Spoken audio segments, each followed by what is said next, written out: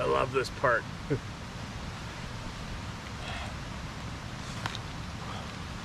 I mean, I really love this part a lot. But it's also that drum roll of leaving one camera. I thought I left two. And you, there's always a chance the SD card failed or the camera failed, but the camera still has power. Crazy. But the SD card either may have loaded right up or failed.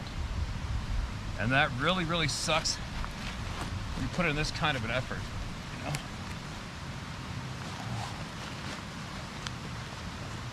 Hopefully it's gonna work out. Let's see what we got.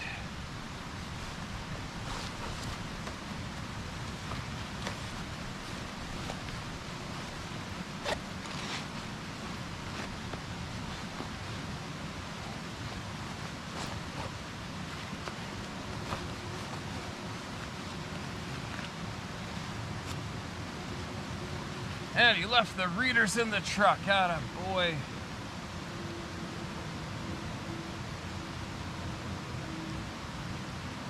Oh, there's a big one on here for sure. Oh man, there's a real big one on here. Wow.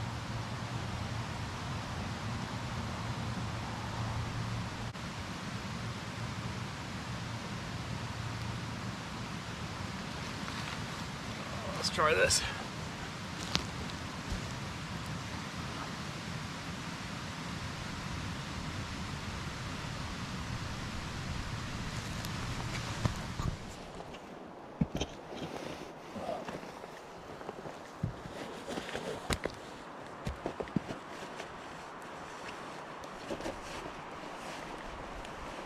Full storm.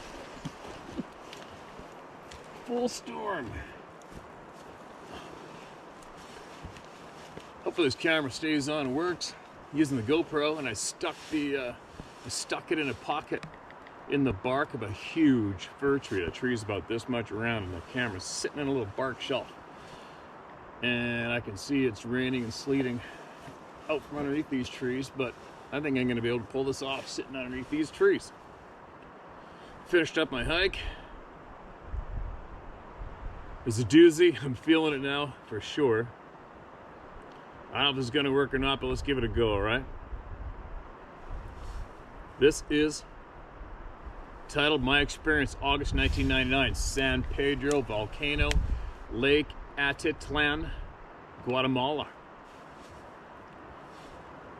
I was traveling around Central America with friends over 9 weeks. When we first arrived at the village of San Pedro, I became ill with the Mexican mudslide and a volcanic stomach.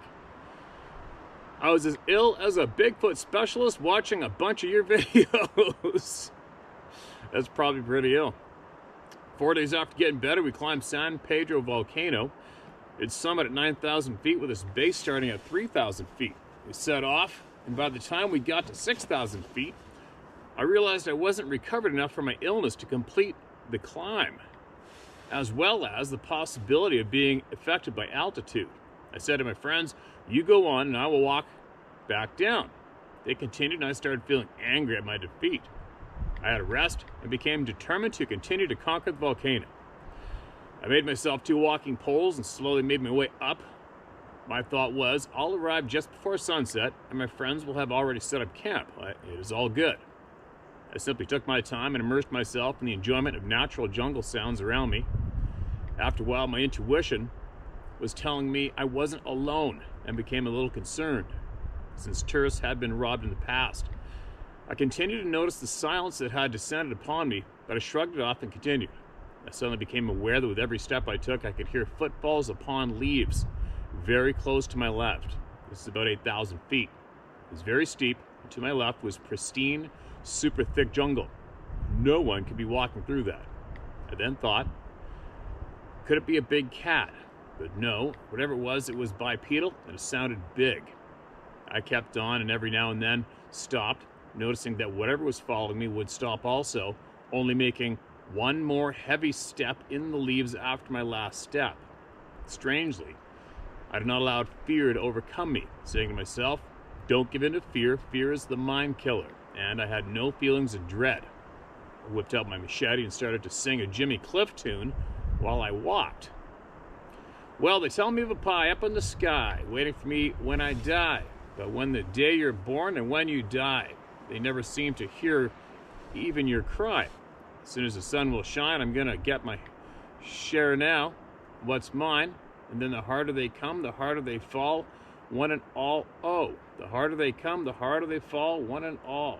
Well, the oppressors are trying to keep me down, trying to drive me underground. And when they think they have got the battle won, I say, forgive them, Lord. They know not what they've done. Because as sure as the sun will shine, I'm going to get my share now, what's mine. Then the harder they come, the harder they fall, one and all. Oh, the harder they come, the harder they fall, one and all. The footsteps started again, but I just sang louder.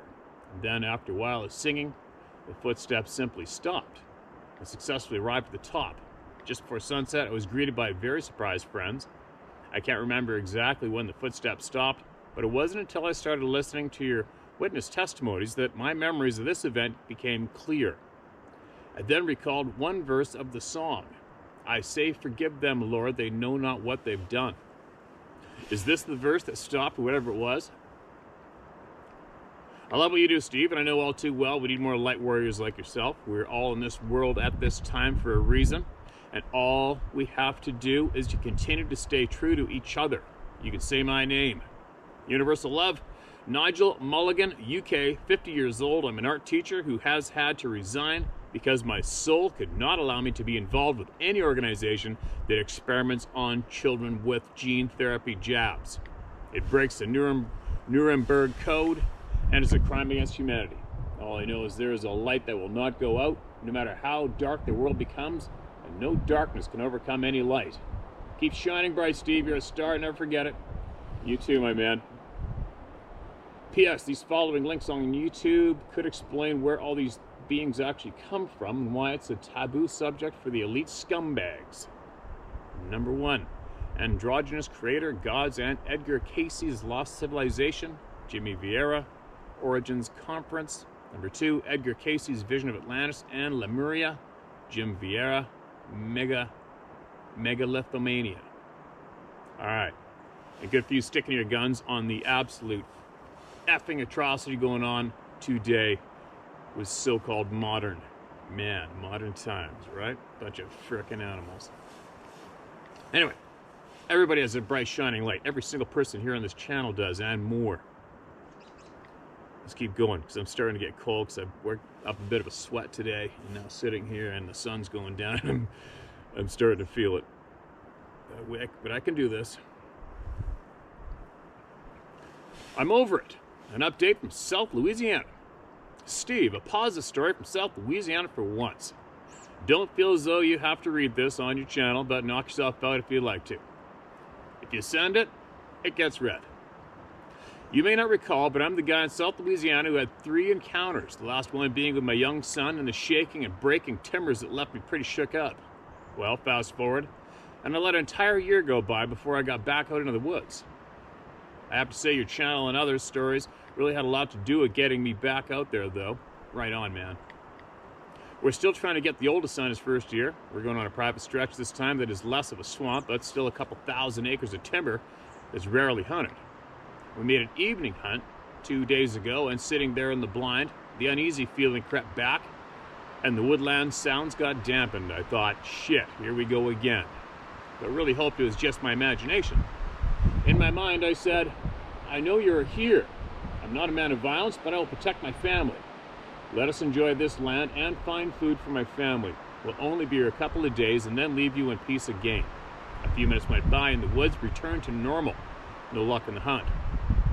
The next morning, yesterday, we had no such issues, and we had 4 fat does pass through. They grazed for a while we hoped a buck would show, but they began to head towards the thicket, so I gave the oldest the green light to pick one. He never did pull the trigger. He was nervous, and the grass was tall. I took the last and smallest one at that last possible moment, and it was a good day, and the boys are all still beaming with pride from being on a successful hunt. All right. I'm about to head back out with them in a few moments to hunt some more. Wish us luck. The dang full moon we're having is making it a bit tough. Sure is nice to enjoy this again. Attached pictures only for you. Thank you kindly. Keep it going. All right, I love the picture. Love it. Love it. And good for you getting back out there, man. Never quit. Never, ever quit. You're doing the right thing. Just follow your intuition. If it ever feels really bad, right, you feel threatened in any way, especially with those little ones with you, get the hell out of there, no matter what, all right? All right, what's this one? Peanut butter eating Sasquatch. Steve, love the outdoors. I spend as much time as I can when I'm not being medical assistant. I travel all over my state. Michigan has a lot of beautiful scenery. Back in 2013, I'd lost my German Shepherd Lab mixed dog suddenly and was in need of a far north trip to cheer me up. Packed up my car with my tent and gear and little dog, fierce 10-pound Chihuahua. He literally thought he was a Rottweiler, I'm convinced. I think they all do. I ended up in the Upper Peninsula, in the middle of nowhere, at a campsite next to a good-sized river and flowing spring well. The sites were spread out far apart. You couldn't see the one next to you, and I always chose one away from everyone. There was only one other camper there. About 2:30 a.m., I was woken up by my fierce dog, who had been sleeping comfortably outside, my sleeping bag at my feet, trying to literally crawl inside me. He was acting terrified. Then I heard a tree knock, then another, in another direction from the last one, a pause, then another few knocks. My heart was pumping hard, no doubt. Then I started hearing rocks being struck together. I felt like I was surrounded. My heart was pumping now, and between my ears so loud I thought my head would burst. All the hairs in my body were erect, and I was paralyzed with fear. I thought about trying to look, but I couldn't move. I started to hear garbled noises like something massive had put a jar of peanut butter in its mouth and was trying to talk. Then I heard other ones on different sides of my tent. I guess they were 15 feet away or so from me. That is a shitty ordeal. The noises they were making sounded deep and guttural, with clicking and knocking like tribal people make. And it seemed like they were arguing or something. The entire time my dog was shivering next to me, and I still couldn't move. This went on for at least 5 minutes, and I heard a huge splash in the river, and it finally all stopped. I'm convinced that they were Sasquatch and debating on what to do with me and my dog. I felt like they could have done anything, and I would not have been able to even scream. I'm glad you have this channel to share my experience. Thank you very much. Heather S., Jackson, Michigan. Heather, thanks for sending that, and I'm sorry you had to go through that. That's a shitty one. Shitty experience to be all by yourself and have that intimidation happen. Be careful out there. All right, what do we got here? That sucks. That really pisses me off. Somerset County Sasquatch 2015. Hi, Steve. My name's Ken Leons, and you can use my name. I lived and hunted in PA all my life and had black bear encounters, heard some strange noise in the woods, but never saw anything like I did one morning bull hunting in Somerset County. Crazy, I can hear a siren way down the bottom of the valley. I always packed a pistol when I bow hunt, but this morning I did for some reason. It was a dark early morning. All I had was a small headlight to see a mile. Walked through farm fields to the woods. As I got to the woods, I saw two sets of eyes looking at me, just inside the tree line. As I walked closer, I thought, whatever they will be running away soon. But they didn't. I got feet away, and yes, the eyes were still there. I walked right at them. I let out my best mountain lion yell. I had to turn my head to the right, entering the wood line to push some brush out of the way, and they were gone. I heard no noise, saw nothing run away. They were gone as if they had disappeared. This left me feeling freaked out. I hurried to my climber and hiked up the tree as high as I could. I was there a short time, and I noticed a set of red eyes down below, walking in my direction. I could hear bipedal footsteps, and the eyes were about 6 inches apart, being the size of silver dollars. It was as if their eyes were making its own light. I sat there quiet as if barely breathing, and it stopped about 30 yards from me and looked at me. Then once in a while it would turn its head to one side and then the other. It was pitch black and too scared to turn my light on. Eventually, for what seemed like eternity, it left. Once it was gone and it became daylight, I saw no living creatures at all. which was very unusual for that area. I have no clue what it was, but it was nothing I've ever experienced before and have not since then. Keep up the good work, Steve. I'll keep watching. P.S. One of my theories about the Bigfoot is that the military controls these beings for secret weapons. Why else would they not shoot them when they enter the military bases? Only shot if you're threatened as ordered. You never know. You never know, but unfortunately, the history of these things go back far beyond the history of our military, right? But you never know. Today, you just never know about too much these days. Okay, thanks for sending that in, man. It's a pretty intimidating experience to have to go through. Definitely in the zone here. Lots is going on right around me here. Hello, Steve. I shared a story earlier this year about my husband seeing something move up on the mountaintop above a lake near Mount Index, and you read it. How cool. Here's a quick story for you to share with the people from a few weeks ago. This is another sighting my husband experienced. I was with him this time, too, but once again, I did not see it. Not sure if I'm considered lucky or unlucky. A few weeks ago, northern Washington was experiencing heavy rain and flooding, and we decided to go out and drive on some of our favorite country/forest roads to check out rivers and creeks. Our turnaround point was a lake up in the northern Cascade Mountains, and on the way up, I took a lot of photos of the scenery. On the way back, we were crossing a bridge, and I was looking out the passenger side window when I noticed my husband was heavily focused on something out his driver's side window. Though still paying attention to the road as he was driving, it all happened so quick because as soon as we were past the bridge, the road turned a sharp corner, and while the road still lined the river, the view became blocked and chopped by trees. He said he saw something. It literally looked like Chewbacca standing down on a bank of rocks and sand, getting ready to jump over a narrow arm of the river. I'm not good at explaining this part because I don't know all the specific terminology, so I'll share a photo of the area. Immediately after he told me, we considered turning around to go back and look at the area. Surely the being would have been long gone by now, but we could at least determine if it had been a log or something else instead. We decided not to as it was getting dark and we were ready to get home.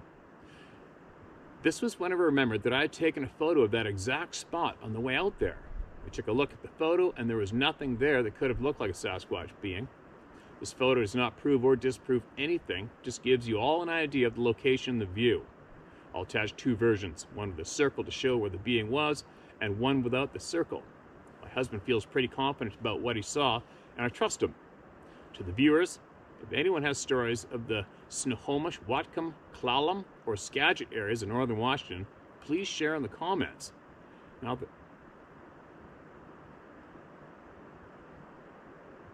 Not that I'm necessarily going out and seeking these beings, but I find it interesting to hear the stories of the areas I'm often in. There's lots there. Lots, especially Skagit. My question to Steve, do you think we are to fear these beings or not? This is one of my biggest questions regarding the Sasquatch. I know people have had ongoing communication and friendships with Sasquatch, and some even call them their teachers. But then I've also heard of the Sasquatch not being good. Maybe it depends completely on the Sasquatch individual. I try not to fear them and rather think of them more as protectors of the forest. But then I listen to stories where people were downright traumatized from their encounter. Sorry for the length of the email. Thank you for using your platform for the greater good. Giving a voice to those out there who have been scared to talk about something like this until now. You're awesome. Take care. You can use my name, Ashley.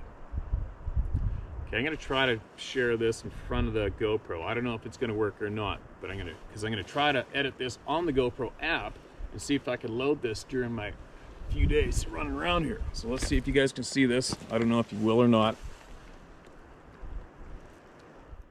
That is the picture of the river without the red circle. And well, I'll tell you what, I'll make the video thumbnail. Oh, I'll use the thumbnail photo I'll use with the circled photograph version, all right? Thanks for sending that in. What do I think about them being threatening or not? It's like human beings, right? There is how many human, absolutely demented, twisted, ruthless, disgusting human beings are possibly in each community we are in, right? So we know the answer about humans. I'd possibly apply how we feel about humans to these people. It's basically the same thing. You just don't know who is going to be a threat or not, and you have to go with your intuition with each individual. It's the only way to do it, as far as I'm concerned. You know when there's a dark human around. You know when there's a human near you with dark intentions. You can feel it, right? You can see it in their eyes, but more importantly, you can feel it. So I would just go by that. Go by your feelings, your intuition. From what I understand, the so-called dog man beings aren't good, period. I've been convinced of that to date. That's just me. But one thing there is to take note of, you guys, is why are encounters just sightings of these beings? Why does it cause PTSD in human beings? Just from seeing one. We have numerous human beings who have acquired PTSD from seeing lots of dead bodies at work, lots of firefighters I know, lots of first responders, people in the military, obviously seeing their brothers in arms blown up, murdered, killed in front of them, car accidents, people seeing children die. All sorts of nasty scenarios we can come up with causes severe PTSD in humans. Why does just seeing one of these beings create PTSD in humans? Right? I mean, I've seen grizzly bears up close. I've come close to being chewed on by a very large grizzly bear more than a couple times. I've had some very alarming scenes, threatening scenes in the woods, in the forest scenario, but none of that has caused me to have PTSD or anybody else I know have PTSD just from seeing an 800-pound grizzly bear right there, possibly have one charge at you.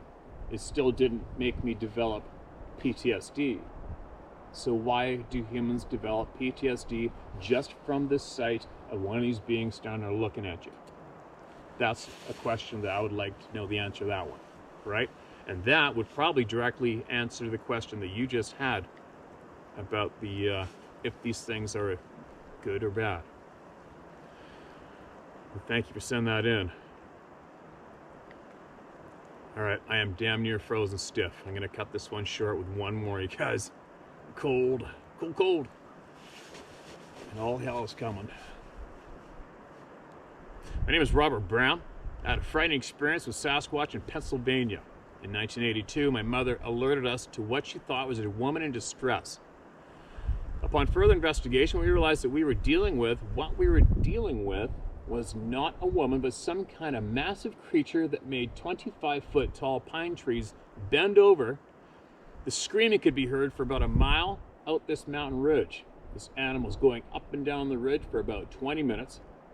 I believe now that it must have lost track of a juvenile, for it was not afraid of the chaos and fear it was spreading among us. And just as fast as it showed up, it was gone.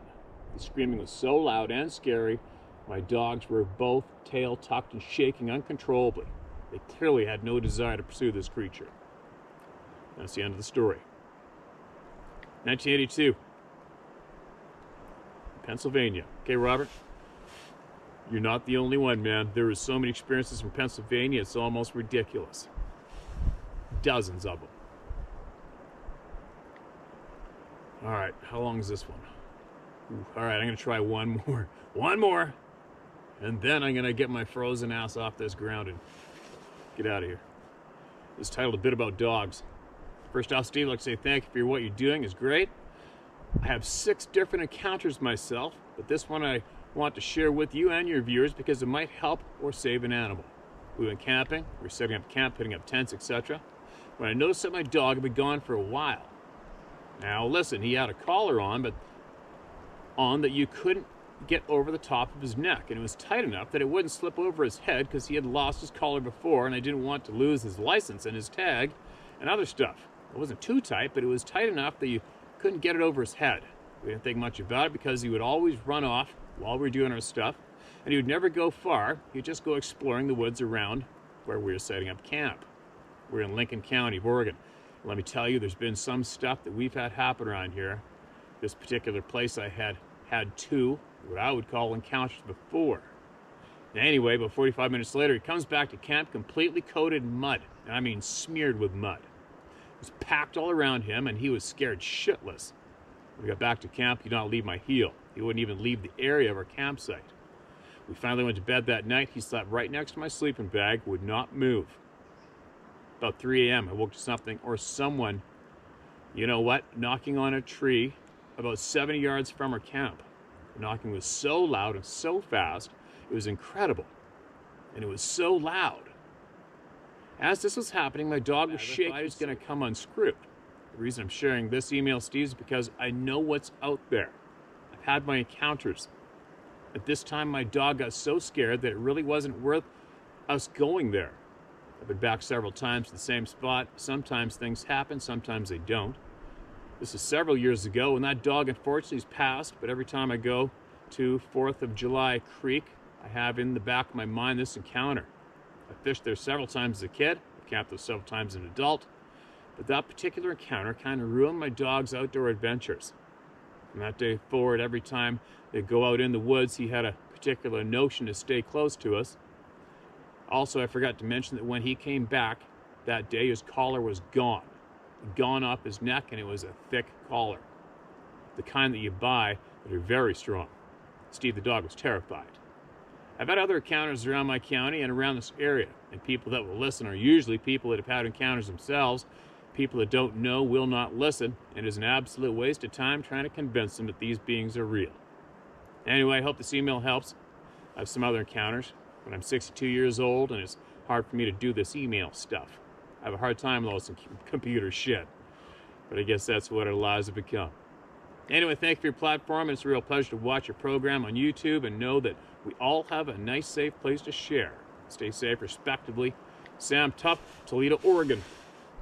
Sam, glad your dog made it. At least he didn't get torn in half or killed. How many times have they done that? Sounds like you held him in a mud puddle just for kicks to intimidate the shit out of him and send him back home. Make sure he didn't venture away from camp again, right? But anyway, frickin' frozen. Time for me to go. We'll see if I can edit this up on the YouTube app or the GoPro app that I downloaded on my phone. So that'd be interesting. And I might do this hike thing again tomorrow. We'll see how bad the weather's going to be, but it's going to get pretty bad. Oh, here we go. I'll give you a little 360 where I am.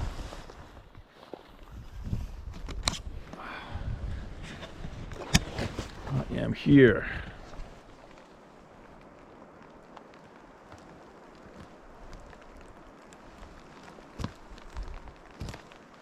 And here I go that way.